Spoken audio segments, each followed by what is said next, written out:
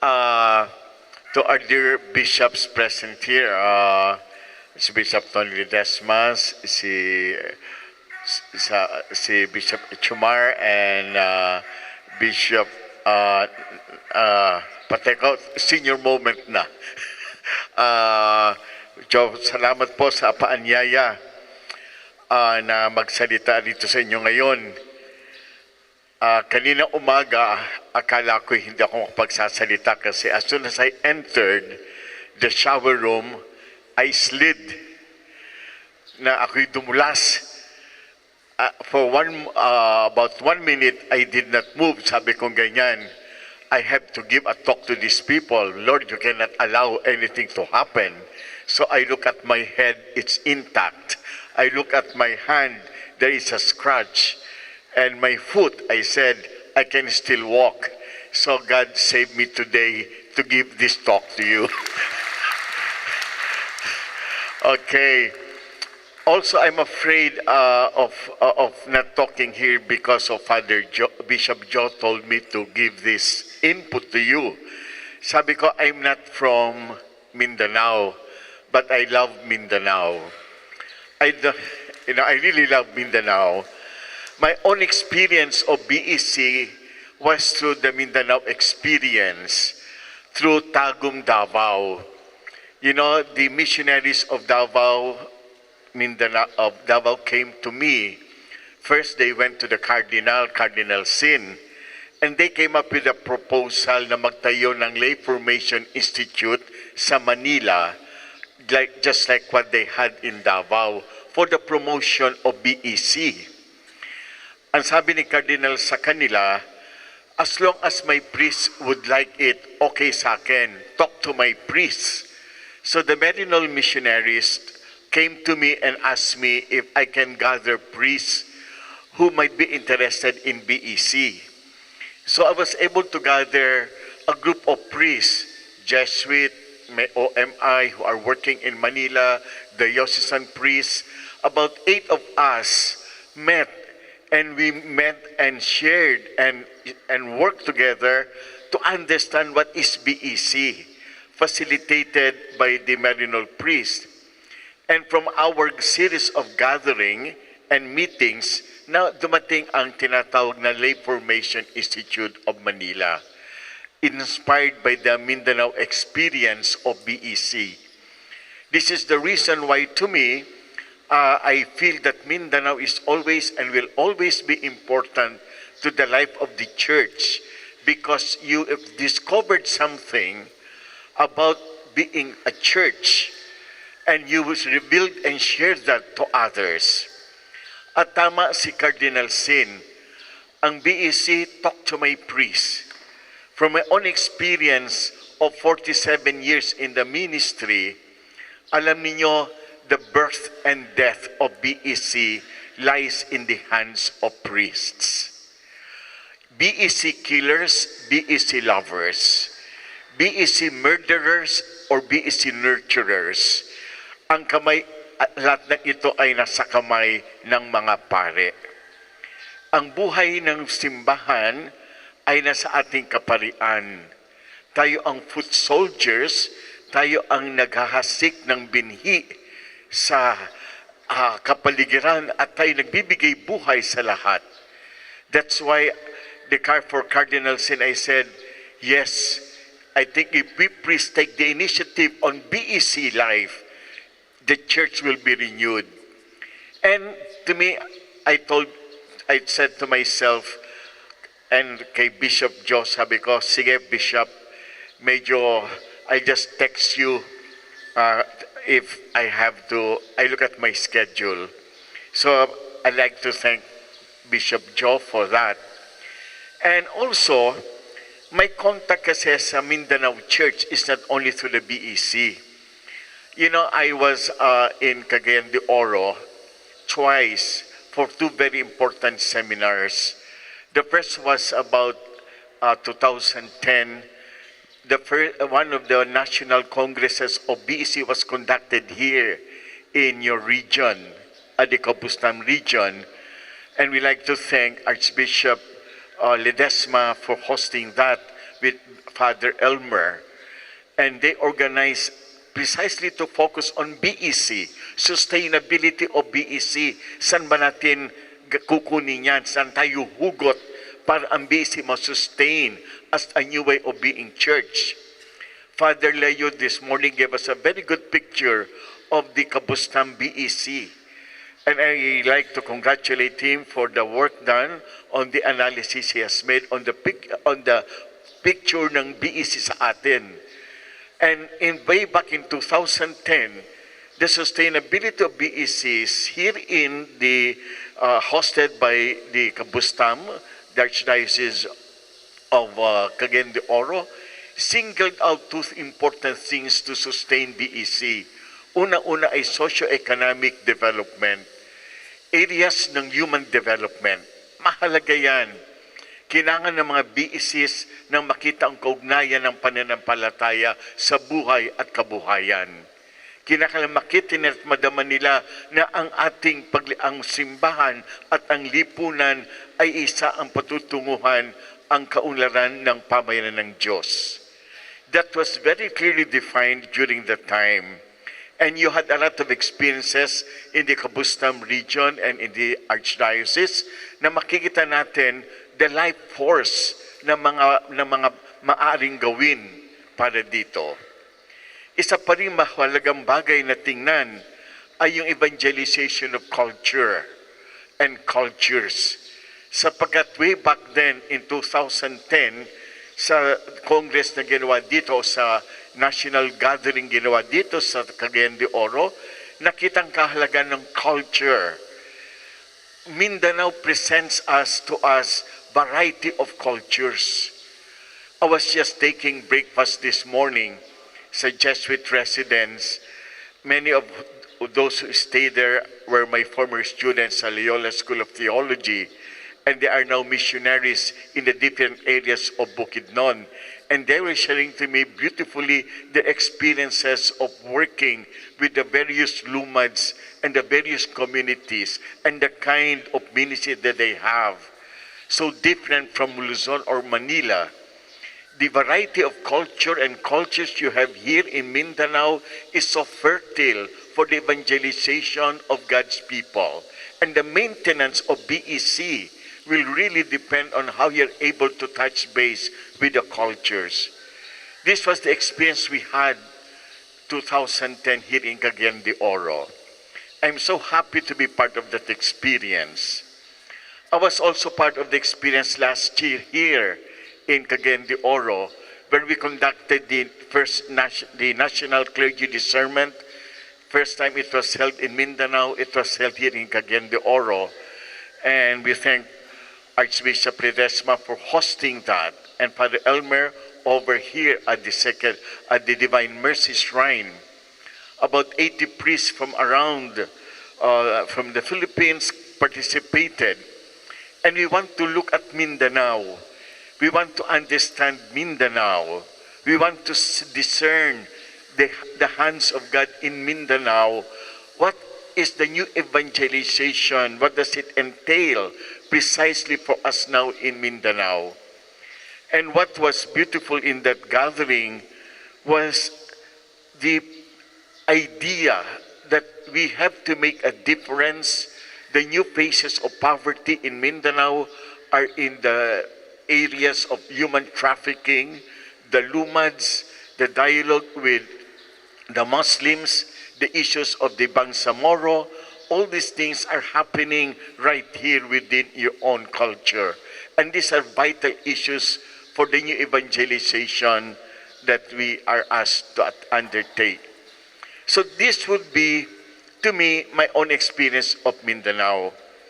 I have a little experience also of the Mindanao of the portion of Zamboanga. I used to teach there at the Ayuntes with the Pime Fathers. And I realized that Mindanao is so diverse despite the fact that it's one frontier region. So my dear brothers, what am I saying? I am not really very qualified to talk about BECs and our fraternity because I am not from here, but my heart is with you. My interest and my concern as a person and as a priest is for the Church of Mindanao. Now, if we look at the situation we have, maganda yung sona ni ating Presidente Duterte kasi nakatutuwa ang kanyang sinabi, no, na para bang at first sinabi niya dito sa pinakita niya na when he delivered the sona, sabi niya, look at the three of us. Yung tatlong mga tao dun sa entablado ng Batasang Pambansa, President Duterte, Alvarez, and then you have Pimentel, the three of them. Ang sabi ni Presidente Duterte, for the first time in our history, Mindanaoans are facing you at the center stage. Yun ang kanyang sinabi. Very well said. Mindanaoans are at the center stage of Philippine history. Senator Coco Pimentel put it succinctly and aptly. Sabi ni Senator Pimentel, it has never been this way before. In fact, for a long time, the people of Mindanao have felt excluded from the center of political power that defined politics and programs for the progress and development of the nation. Now, history seems to be making up for all these times of exclusion. Should this circumstance be a source of pride, Mindanaoans are truly on par with the rest of the country in matters of public service. Very interesting yung perception ng mga national leaders natin. What used to be excluded are now included. What used to be at the far flung of Philippine politics would now be at the center stage. What used to be a Manila kind of elitism and imperialism, it is now Mindanao from below, putting its influence and exercising its own ministry for the people of God. Magandang makita yon na at this stage, Mindanao is at the center of our national concerns. Your contribution to the historical development of our people. But what I want to do now sa inyo is to recognize that long before sa Philippine politics na ginagawa na tayo ang nasa center stage, ang Mindanao Church has been at the center stage of our history as church in the Philippines. This has always been my contention. This has always been my thinking. As a missiologist, I saw that that Mindanao Church has contributed so much, especially from 1965 to 1985 of its history to the Philippine understanding of what it means to be church. Yung 1965 from the post-Vatican II up to the 1985 period before the PCP2, before the people power, that particular period, Mindanao Church has been on center stage. This has been my contention. Why are we and why is the Mindanao Church at the center of this? Una-una, sinasabi ko dito, because of the BECs and the Second Vatican Council. It was Mindanao, the BECs of Mindanao that articulated two important principles of the Second Vatican Council. The two hallmarks of the Second Vatican Council are the following. It is for the church to be connected to the world of the poor, the unevangelized, for the church to be connected to the world, for the church to become a world church, sabi nga ni Karl Rahner. Ang simbahan is not in it unto itself. The church is to be connected to the world all the time, to the world of people's history and culture. The church to be connected with the people on journeying in different parts of their history, of their language. The church must be a church with a heart reaching out to the masses. That is the number one, sabi nga ni Karl Rahner, ito number one contribution of Vatican II to the church. A church not as a monolithic structure, but a church moving with the people, traveling with the people, a pilgrim people. And the second thing that Vatican II has done sa ating awareness is the participation of the lay people and making sure that lay people are not just objects of evangelization, but subjects of evangelization.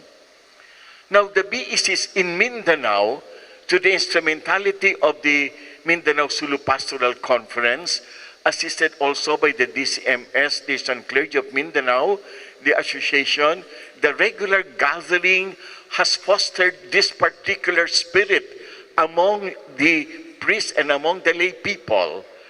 And because of this, BEC gained grounds among all the different regions of Mindanao. You have to really, thank the Second Vatican Council, its principles, the twofold principles that brought about the Mindanao experience of basic ecclesial communities. Ito yung mahalagang dalawang bagay na dapat nating tingnan. I have here the PowerPoint presentation. You can have copies of my PowerPoint presentation if you need. I'm just cutting short my input in order to stress the more important things. Now, what happens now? What are the characteristics of BECs that have emerged from your experience because of the Second Vatican Council? Ano yung mga components na nabasa ko sa mga reports ng the President, the Secretariat, the BEC Secretariat? We're composed of some consultants and with Bishop Joe as the chairperson and Father Picardal as our executive secretary, reading all the documents that have come out. What will be the unique experience that you are bringing to the consciousness of the Philippine Church these past years? Unang-una rito ay the Mindanao experience of BCCs, Basic Christian Communities ang tawag pa noon, was nourished by the renewal of faith centered on the Lord Jesus Christ and His message of salvation. The report of Father Leo kanina, when you talk of the models or types of BECs, today we no longer talk about models or types of BECs. Kasi BECs, when you talk of basic Christian communities, basic ecclesial communities, all these components play together. They are integrated in the whole process of becoming a community. But in his report, kanina Father Leo said that very, very clear sa inyo yung biblical component, the evangelical, and the liturgical. If you look at all those types or models of becoming a Christian community, there is only one thing common to them. It is the centering on the experience of Christ. Christ as the center of our faith, that Christ as the center of our daily life. That for our lay people, this is what BEC has brought out into the fore. That you can be among the rural poor, you can be among the rich area, you can be in the different parts of your region, and you can experience Christ as the center of your faith and daily life. And I think this is a very good opportunity for you, for us priests especially, to recognize that long before you got assigned to that parish, there is already a process where Christ was the center of the community life and the people's lives.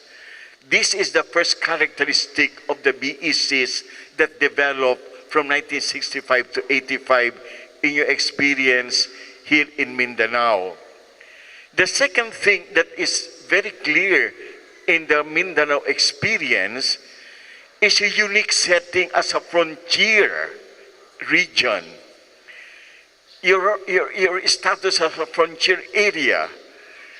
You know, as a frontier area, there were no deep traditions established, no bureaucracies that are strongly entrenched, no particular institution that monopolized the richness and diversity of the of the different communities.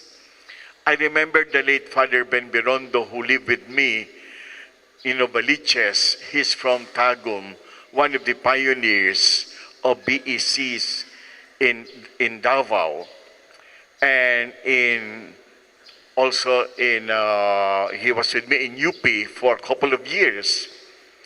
May he rest in peace because he passed away in the 90s.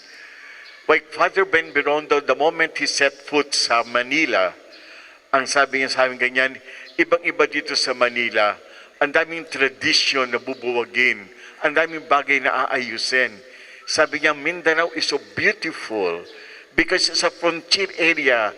People are open to change. There are settlers here coming from different parts of the Philippines. There are people who are Lumads, native to this land. And there are different religions, different faiths, and different ways by which you can see and you can do things. This frontier area, region, is very ripe for evangelization. Even now, Pope Francis talks about the importance of the new evangelization and breaking frontiers in the different settings, so that we can be new wine in new wine skins. BECs grew and are growing because they are new wine in new wine skins, in new settings. Mahirap magkaroon ng formula sa BEC. Mahirap magkaroon ng these are the things to do in BEC because you have to touch base with the situation, with the grassroots, and the frontier aspect of your region is very, very important to consider. That's why Mindanao experience is unique. And each region is unique because each one has its own frontier dimension to consider. The third thing that is important here that I saw very fertile for Mindanao and very rich for us to consider is a dialogue between Christ and culture. The diversity of cultures you have is not just a question of language, a question of setting, a question of context. Ang laki ng pagkakaiba ng context. And Christ and culture dialogue is more prominent here, especially your dialogue with the Muslims, your dialogue with the Lumads, your dialogue with other churches. What was interesting during our discernment was that most of those who spoke to us about the situation of the Lumads and human trafficking were our brethren from the UCCP, who are now very much in the forefront of taking care of the Lumads.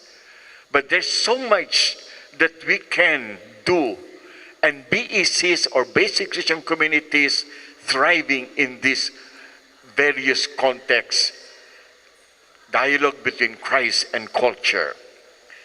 The fourth dimension of the BCCs in Mindanao, that the time 65 to 85, during that particular period of time, is a dialogue of faith and life. The dialogue of faith and life. And here, the problem that Mindanao Church has faced that reached national and international proportions was the period of martial law. The period of martial law from 72 to 85. My dear brother priests, during the time, BCCs, basic Christian communities as they were called, were tagged with different labels by the government. And that time, BCC practitioners, priests, sisters, lay people, were living dangerous lives. Those were the years of living dangerously, and witnessing to our faith was a dangerous thing. Because that time, because of the government position that they consider BCCs as infiltrated by communists, they look at priests and sisters who are organizing BECs as subversives and as communists. They look at BCCs as fonts of the left. They tag BCCs and they look for BCCs everywhere. And there were two incidents that defended the BCCs of Mindanao during that time. It's good for you to know this because doing BECs and making sure that BECs get established is not an easy game. It is a challenge because at that time they were dialoguing with life. Life and faith are together. And what happened was the first national CBCP conference held outside Luzon was in Cebu in 1981, precisely to defend the Church of Mindanao and the BCCs of Mindanao against the accusation that they are subversives and communist fronts. The bishops of Mindanao held it in Cebu to express solidarity with the Church of Mindanao, saying that BECs are not subversives, that the work for BECs and the work for justice is constitutive of our mission as priests. At the same time, the first inter-BCC dialogue held among all BEC practitioners in the Philippines was conducted again in Cebu in 1983. And we had a lot of delegates from Visayas, Luzon, and Mindanao. And the delegates from Mindanao expressed to us their concern. Some of them received death threats from the military. In fact, some of them were executed by the military afterwards. But BCCs that time were caught in the crossfire. They were caught in the crossfire between and among the NPA, and then you have the paramilitary, and then you have the military. The BCCs were caught in the crossfire. BCCs were not only persecuted, but BCCs were pawns in a power struggle. That is why when you do BECs, there is a lot of risk to take in the experience of Mindanao. And Mindanao has shown us the way precisely to be committed to the work of evangelization. So for this reason, what are we saying? BECs are not just building the local church. BECs are witnessing to the kingdom of God, the kingdom of truth and justice and love.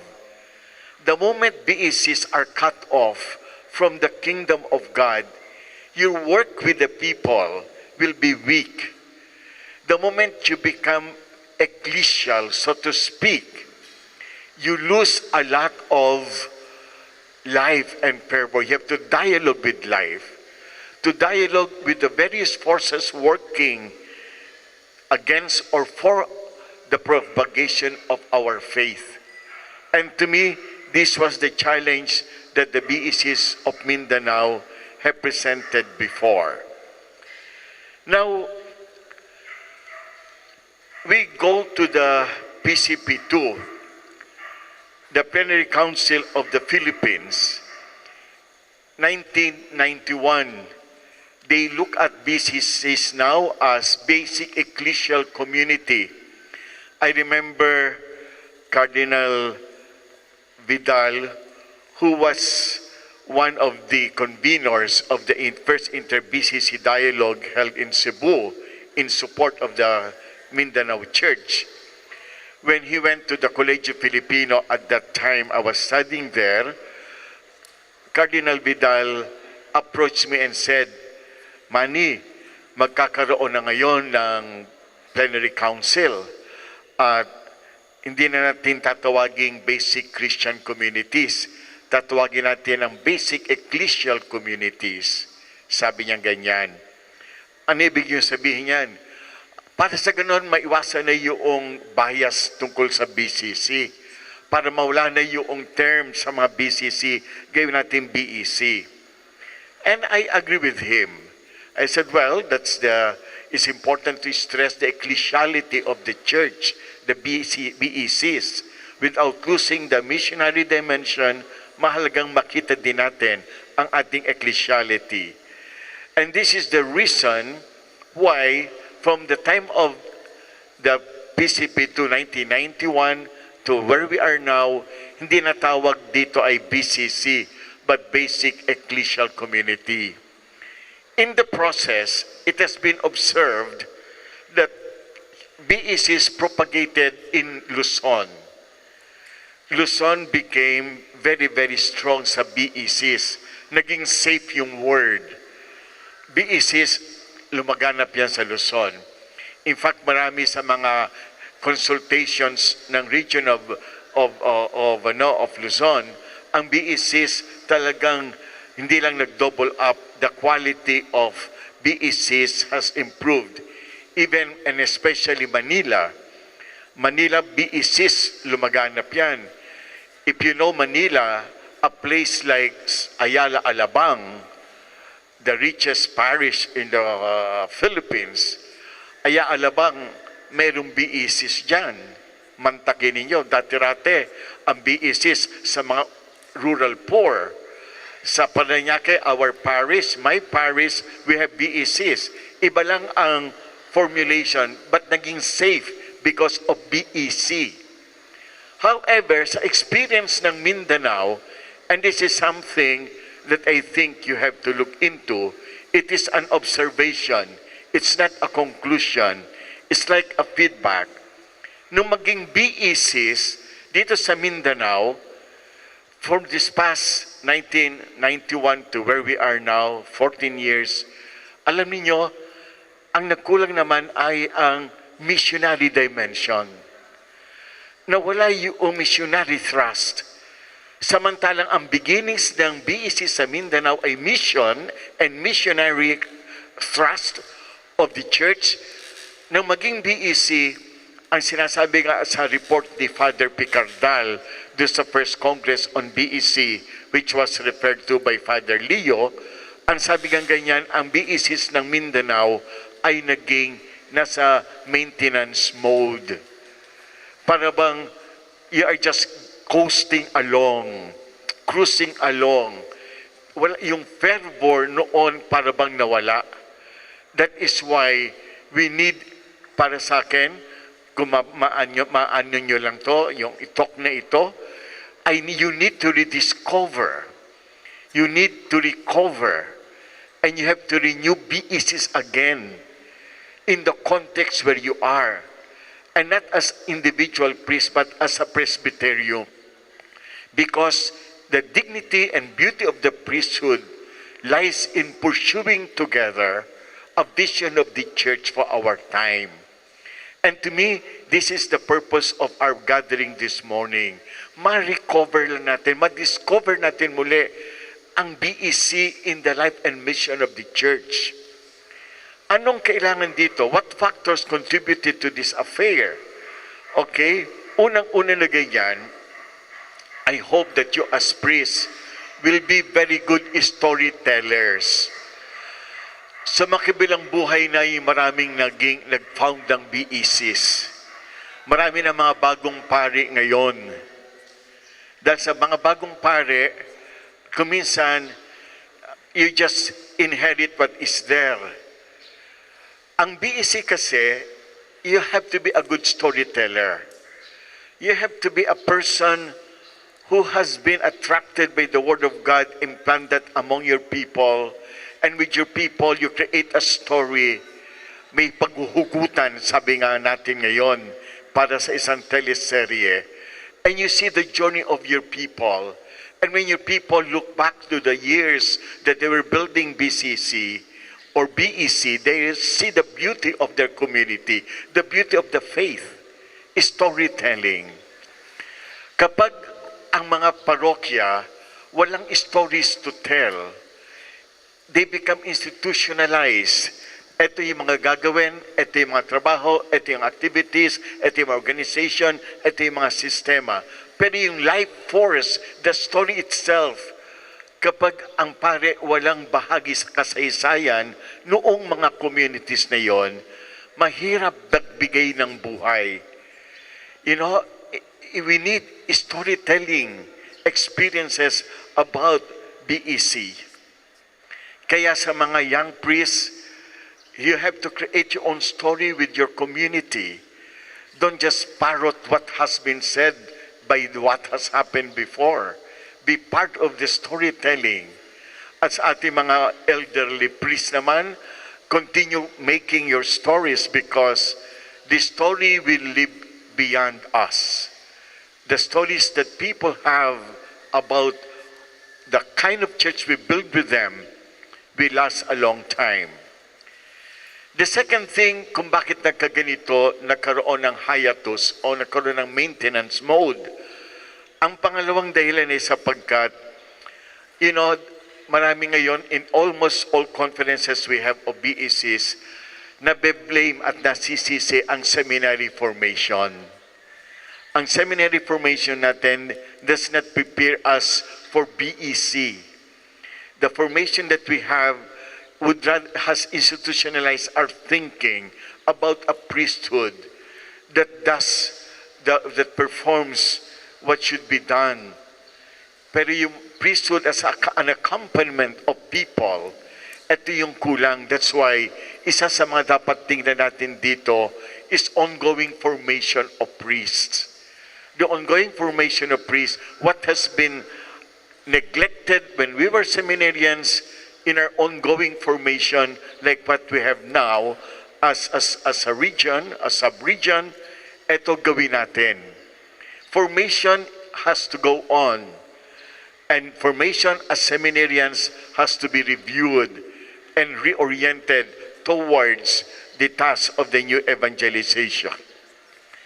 The third reason why para bang ang BECs nawala ng force ng missionary zeal at effort ay because of the rise of renewal communities. Nagkaroon tayo na maraming tinatawag na parallel churches na kung saan nandiyan ang lahat ng mga iba't ibang uri ng communities, and our lay people tended to gravitate towards them. Etong dahilan kung bakit nagkaroon tayo ng hiatus o ng parabang tinatawag na maintenance mode sa pagsulong ng BEC. Ang last part ng aking input na ngayong umaga ay ano ang challenges ng Mindanao BECs na binibigay sa ating kaparian. The BECs are challenging us today, especially in the light of the new evangelization. Unang-una, a deep awareness for us priests that the future of the BECs lay in our hands. Ang laki talaga ng papel na ginagampanan ng mga pare. Hindi lang individual priests, but our collective commitment, our presbyterium. We must share a same vision of the church. The church as God's people. The church as a communion of God's people. The church as a communion in mission of God's people. As I've been saying, the birth and death of BEC is in the hands of the priests. Pati yung mga biases natin sa ating ministry, yung ating theology, yung ating ecclesiology, lahat ng iyan, pumapasok yan sa ating pagsulong ng BEC. That's why the BECs sometimes are like sponge. They just absorb what we implant to them. But collectively, as a diocese, as a sub-region, pwede tayong magsulong ng sama-samang pananaw tungkol sa pagiging simbahan at sa ating kapanahunan. So to me, this is the greatest challenge, not just as an individual, but as a presbyterium. You have to share your own vision of mission and church in our time. The second thing na dapat nating tingnan ay to improve our relationship. I'll be honest with you. In all the parishes I've been assigned, magtatayo ako ng BEC. Ang dadating na pare, 100% BEC killers. Lahat ng ginawa kong mga parokya, after I leave, after a year pa lamang, problema na, nagre-reklama na yung mga tao. Ang hirap, masakit sa ating kaparian, pati magkakasama ang patay ng loob. Maghina nakitan tayo. Because magtatuloy ka ng BEC, darating isang tao na walang paniniwala doon, aalisin lahat ng ginawa mo. It's not just between you and us. It's a presbytery that suffers. It is a community that suffers. That is why we have to have a shared vision. BEC killers and BEC lovers. Ito ang sinasabi ng lay people during the first National Congress na ginawa dito doon sa Manila. This description comes from the lay people. Sila ang nasasaktan na kapag ang papalit na pare, sisirain lahat ang kanilang ginawa. There is a basic rejection and denial of grace that they experience. That is why, as a Presbyterium, you have to be together. You have to have a commitment to nurture BECs and not destroy them and do away with them. Ang pangatlong challenge sa atin is our communal spirituality as priests working in the diocese for the sake of the BECs. Kasi the spirituality ng mga BECs kuminsan, really, they're searching for something that will integrate their lives. Ang BECs, they draw that from the Word of God. They draw that from the liturgy. They draw that from speakers or people who come to them and who have something to offer. Popular religiosity. Popular religiosity is a very powerful way of providing them the kind of stability in faith. In fact, popular religiosity was recommended by Pope Francis sa Evangelii Gaudium tungkol sa continuing the commitment of our BECs. Now, for us priests, you have to provide a spirituality consciously with your community and in the Presbyterium, in the diocese. What is it that we want our people to have to help them cope with the changes, cope with the problems of daily living, to help them grow in faith? Ano ba iyon? The laity need the accompaniment of us priests in their journey in faith. You have to accompany them. That is why BECs is hard kasi hindi pwedeng by proxy. You have to have your own time, quality time with the communities. And then, in line with this, Pope Francis talks about sentire cum ecclesia, na ang papel daw nating mga pare ay makipaglakbay sa mga pamayanan ng Diyos, the accompaniment. In fact, he used the two disciples at Emmaus to show na yung Emmaus experience, Jesus Christ was with the people of God, with the two of them, in their moments of sorrow and question and doubt, and Christ was with them up to the very end until they broke bread and they recognized it's the Lord. Yung ganung klaseng experience, sabi ni Pope Francis, is important to accompany our BECs at this point of time. BECs is not just activities. BECs is not only programs. It is an accompaniment that we provide them. And I think this is something that we need to keep in mind. The fourth challenge is this: we have to restore our BECs because, please keep this in mind, ang BEC provides the presence of God's mission in the different corners of our society. With the lumads, you as a priest cannot be present with the lumads all the time. You need a Christian community that interacts with them. You as priests, in the context of interfaith with the communities, the BECs provide a human touch. The BECs therefore are at the forefront of the excluded. Mahalaga na ang BECs natin ay maalagaan natin sapagkat sa bandang huli, sila ang magiging mukha ng habag ng Diyos sa iba't ibang uri ng sitwasyon ng mga pamayanan. Among the depressed, among the different communities, the new faces of poverty, the BECs will be there to provide the presence of God's face in among themselves. Next challenge is the challenge of reconciliation and forgiveness. Alam niyo, sa new evangelization and the transmission of faith, ang talagang reaching out to those who are far from the church, iyon ang term na ginamit ng synod. Pero kapag malaliman natin tingnan yon, ang ibig sabihin yon ay yung mga taong napalayo ang damdamin sa simbahan dahil sa may hinanakit at may sama ng loob. We need to reconcile with them. The way the American church puts it, voices from the empty pews. There was one bishop in New Jersey. He became the new bishop of the diocese. Ang ginawa niya ay nagkaroon siya ng research.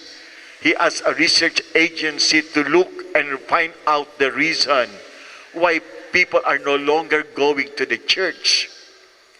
Ang sabing doon, ang research, ang title ay Voices from the Empty Pews. Yung mga taong hindi na nagsisimba, ano ang nasa damdamin nila? Saan sila naroon? Bakit sila wala sa simbahan?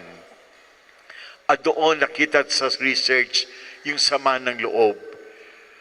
Marami sa ating mga Katoliko kaya nag-born again, kaya nag-iba ng relihiyon, even in chapel-based BECs, yung mga away ng mga leaders sa mga members, tumiwalag na yung mga members. A lot of our BECs are wounded BECs, wounded by relationships, wounded by pains of rejection, wounded by policies and rules that are not human enough. BECs, some of them, the communities have found the rules of the community so strict that they are now excluded. When you talk of the new evangelization, we're talking of reconciliation with them, reaching out to them. And BECs are ways through which we can reach out and be reconciled with people. And to me, this is something that you have to consider. In your attempt to revive the BECs, reconciliation is of utmost importance. And the last is this, ecology. Ecology. In our experience of BECs and National Clergy Discernment, the concern for ecology is of extreme importance. I think we are to be one with our Holy Father, Laudato Si, telling us the cry of the poor, the cry of Mother Earth. I'm so happy that the book of Father Ray, will be launched this afternoon because he gave a talk to us here in the National Clergy Discernment, and he brought the house down because of his beautiful reflections. I think BECs, the cry of the poor and the cry of Mother Earth are one, according to Pope Francis. The cry of the poor, the cry of the BECs, the cry of the marginalized, and the cry of the Mother Earth, we are all together. That's why, to me, this will be one of the great challenges to you. I was coming here, the traffic was too much. I thought traffic of Manila was bad. traffic here can be worse. The Stakan. I remember traveling 1965. My first experience of traveling Mindanao was in 1965. I was with my co-seminarian, si Father Dodong Galenzoga. We started staying in his place in Tubod, Lanao del Norte. From Tubod, we went around sa Zamboanga del Norte, then Lanao del Sur, then we came here sa Cagayan de Oro, and then he has a brother here in Bukidnon, here in Malaybalay, and a sister here and a brother in Don Carlos. So we took the ride. We had a van, and there was a Stakan again that time. So we stayed overnight. I remember sleeping in a restaurant sa isang table doon. And then the following day, we had to walk for about 2 kilometers and then get another ride to bring us here to Malaybalay. And yesterday, during the trip, I saw again the same thing. May Stakan uli. Sabi ko, para bang history repeats itself. And the challenge remains. I think Bukidnon is one of the frontier areas of our country, of Mindanao. And as a frontier region, Mindanao's earth has to be embraced and to be loved. I think the BECs can be a very powerful instrument precisely to evangelize nature, to evangelize culture, and to evangelize ourselves. With this, therefore, I challenge you, my dear Presbyterium of the Cabustam region, to please love your priesthood and love each other for the sake of the church. Thank you very much.